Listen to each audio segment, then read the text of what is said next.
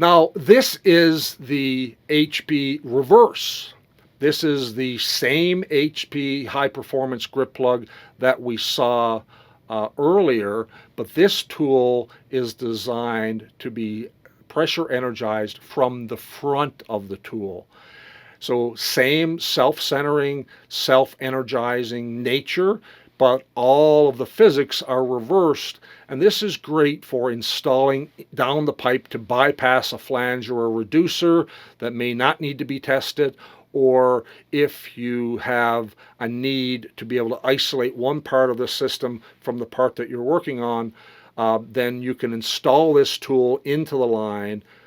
activate it, and you can test up against the front of the tool instead of the back of the tool and still have that self-centering nature of the tool for installation and the combination of initial compression and then pressure energizing of the seal and of the grips as you continue on with the use of the tool in the hydro test.